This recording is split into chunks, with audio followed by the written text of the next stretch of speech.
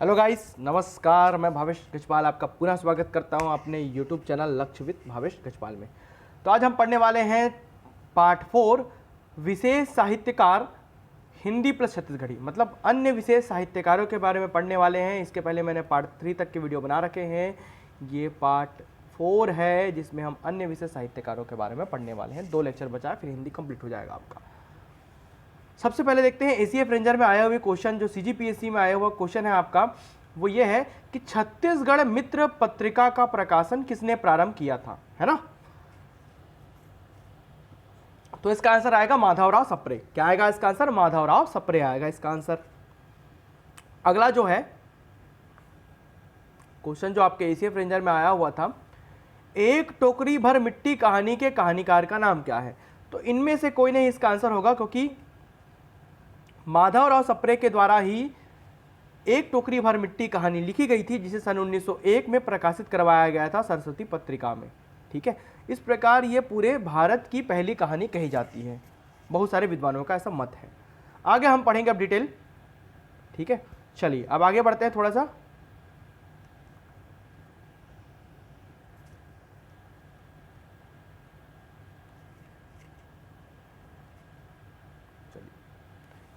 हिंदी की पहली कहानी एक टोकरी भर मिट्टी।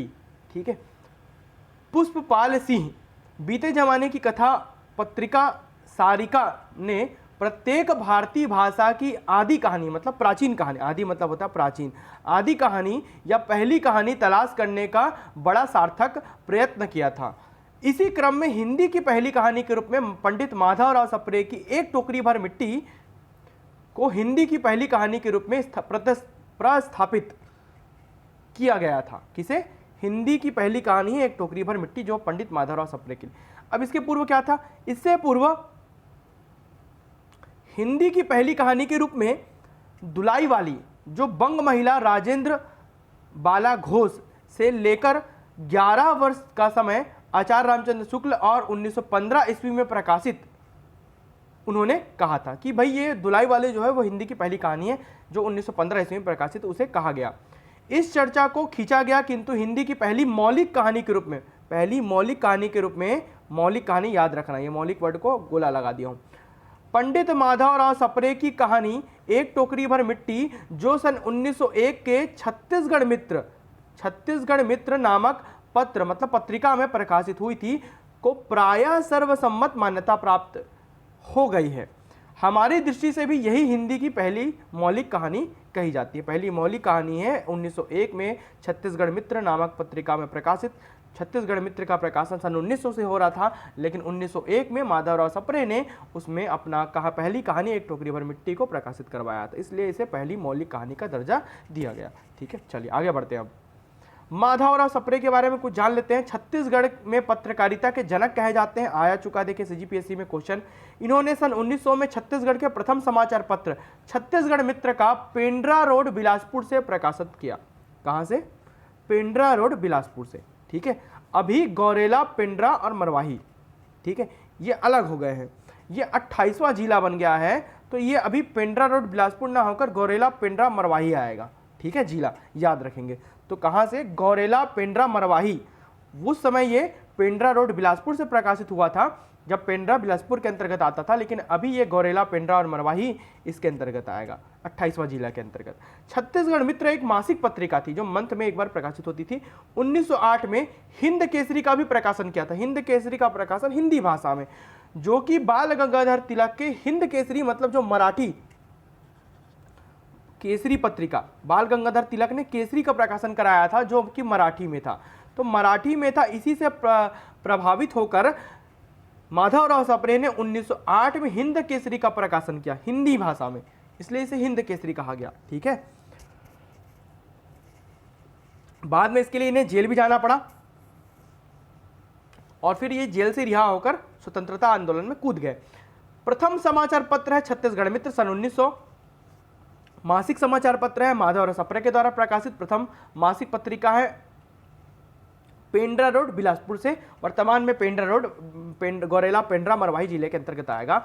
ये 3 सालों तक प्रकाशित हुआ। कितने साल तक? 3 साल तक प्रकाशित हुआ। इसके बाद आया प्रथम दैनिक पत्रिका, तो जो डेली छपता था।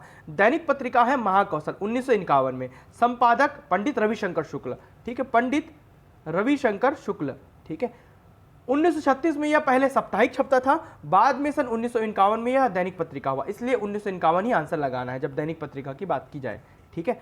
राजनांदगांव के दिग्विजय कॉलेज में त्रिवेणी परिसर का गठन हुआ। अब देखिए त्रिवेणी परिसर क्या है भाई, जिसमें 3 लोगों का क्या बोलना चाहिए सामंजस्य था।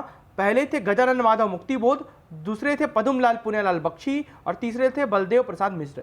इन्हीं तीनों को मिलाकर त्रिवेणी परिषद कहा जाता है राजनांदगांव के दिग्विजय कॉलेज में। गज के पुर ने बल दिया, गज के कोडिंग है इसका, पुर ने बल दिया।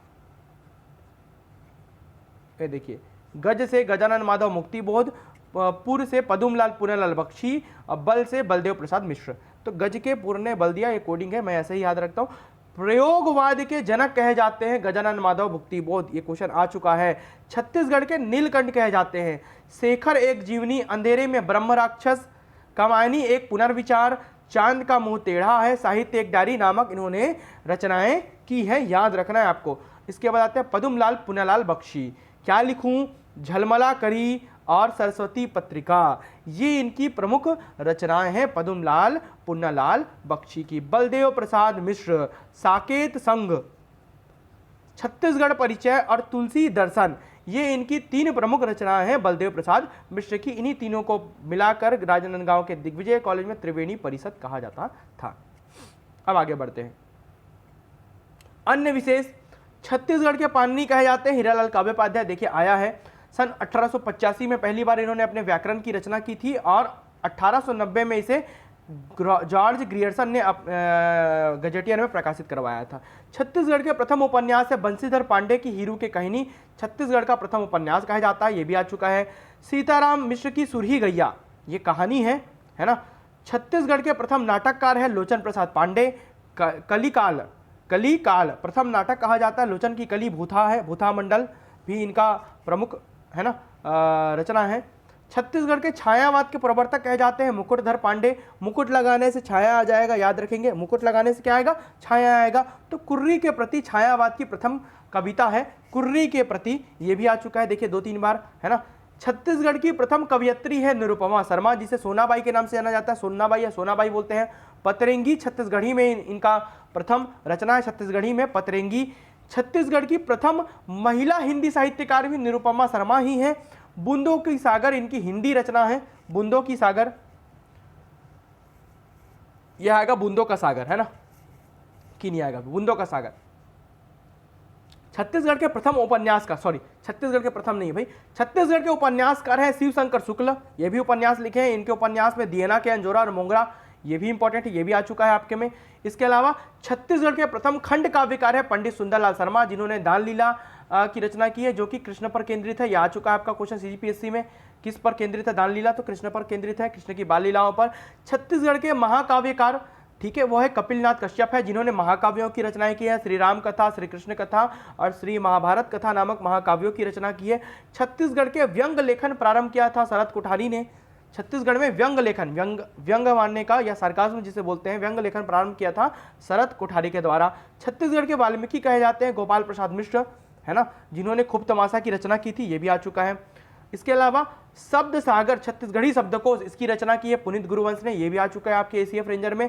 छत्तीसगढ़ी बोली और व्याकरण और कोश, इसके लेखक है डॉक्टर क्रांति कुमार, है ना। और इसके अलावा छत्तीसगढ़ी भाषा का शास्त्रीय अध्ययन के लेखक है शंकर शेष।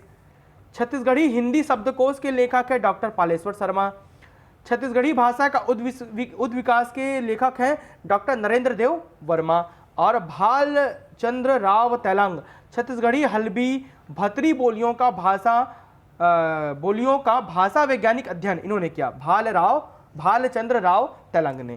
तो इस प्रकार ये प्रमुख रचनाएं, और ये पहला जो रचनाकार है, प्रथम नाटक, प्रथम उपन्यास, प्रथम आपका कहानी, ये सभी आपका आ चुका है। तो इस प्रकार इसमें से आपको क्वेश्चन बहुत सारे आए हैं, इस पूरे पीडीएफ को अच्छे से आपको रट देना है, पढ़ लेना है।